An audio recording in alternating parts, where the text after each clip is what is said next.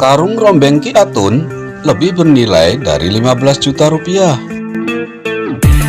Selepas dari menghadiri kegiatan kedinasannya, KDM bergegas menuju tempat yang akan dikunjungi berikutnya dengan tim dan orang-orang yang biasa membersamainya.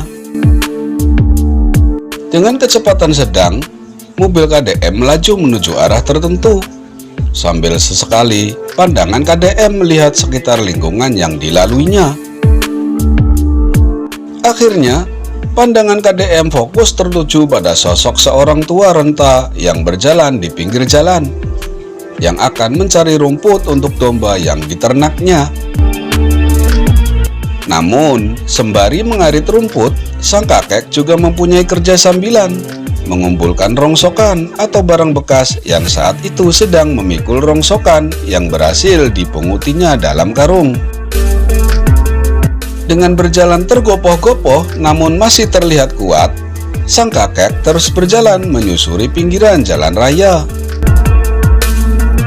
Arit atau sabit untuk memotong rumput pun jelas terlihat dalam genggamannya. Dengan spontan, KDM pun berhenti tepat di depan sang kakek yang sedang menikmati perjalanannya. KDM menyapa sang kakek dan terjadilah pembicaraan-pembicaraan sederhana di antara keduanya. Dengan tidak mengurangi rasa hormat KDM kepada sang kakek, sesekali gelak tawa keduanya terdengar begitu sumringah. Terlebih KDM yang notabene seorang gubernur Jawa Barat. Namun KDM tidak menunjukkan jati dirinya. Dia tidak jumawa dengan jabatan gubernurnya. Bahkan dia merasa dirinya sama dengan sang kakek yang sedang bercengkrama dengannya. KDM merasa terhibur oleh sindiran-sindiran yang dilontarkan oleh sang kakek. Bahkan dalam cengkrama itu, KDM begitu lepas dan bebas terbahak sambil terus memuji sindiran sang kakek. Sang kakek pun dengan keluguhannya terus melontarkan sindiran-sindiran yang ternyata KDM sangat menyukainya. Di sela-sela obrolan mereka, KDM tiba-tiba menanyakan harga rongsokan dalam karung yang sedang dipikul Ki Atun, nama sang kakek yang sedang mengobrol dengannya. Sontak dengan rasa tidak percaya, sang kakek menanyakan untuk apa membeli rongsokannya. Namun dengan jawaban cerdas, KDM menjawab bahwa rongsok itu akan dibawanya ke pabrik. Sehingga sang kakek pun percaya dan berkata harga rongsok sekarung hanya senilai 10.000 saja. KDM pun membelinya dengan harga 100.000. Sang kakek makin keheranan. Bertambah heran sang kakek ketika kali ini KDM ingin membeli arit Ki Atun.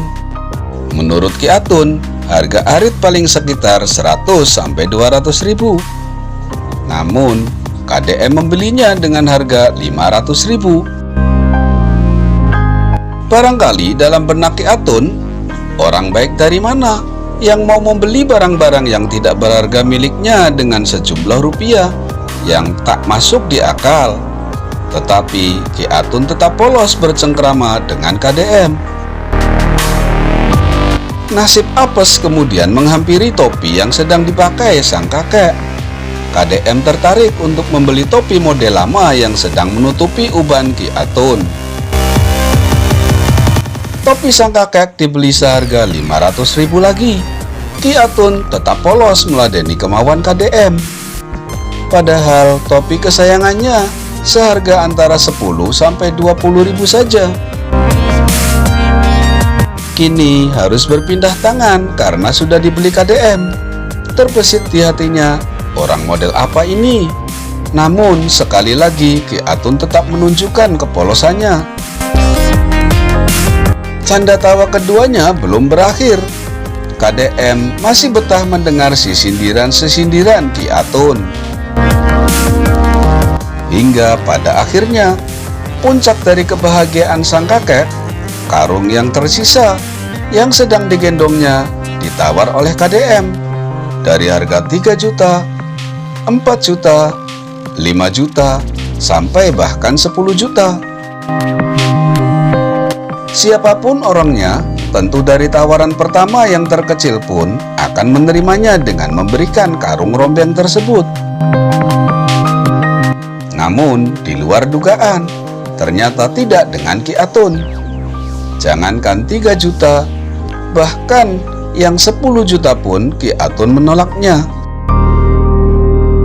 Ki Atun kukuh pada pendiriannya untuk tidak menjual karung rombeng yang sedang dipikulnya.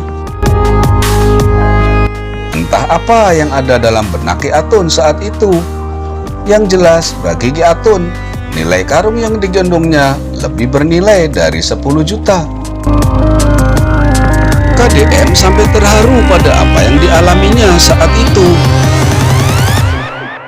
Pelajaran berharga yang diperoleh dari sang kakek bagi kita semua, bahwa sesuatu yang begitu bernilai bagi kita tidak boleh kita gadaikan dengan berapapun harga dalam sejumlah rupiah. Kita harus malu kepada Ki Atun, sang kakek pengarit rumput dan pengumpul barang rongsok yang begitu punya pendirian dan harga diri. Terlebih, pesan moral ini bagi para pejabat yang sudi menjual harga diri dan jabatannya demi kepentingan pribadi dan golongannya, dengan mengorbankan manfaat bagi orang-orang yang harus diayominya. Sampai pada akhirnya, sebagai apresiasi KDM kepada kepolosan, keteguhan, dan pelajaran yang diperolehnya dari Ki Atun, KDM menyelipkan 15 juta rupiah di kantong sang kakek untuk membeli sapi yang akan diternaknya. Ki Atun, sang kakek luar biasa itu, kemudian diantarkan oleh tim KDM pulang ke rumahnya. Sebagai antisipasi, karena sang kakek membawa sejumlah uang yang tidak sedikit jumlahnya. Pesan moral berikutnya dari kejadian tersebut adalah kedermawanan seseorang akan menjadikan dirinya lebih merendah dengan orang lain. Dia tidak sombong, tidak angkuh, dan doa kebaikan akan terus mengalir kepadanya.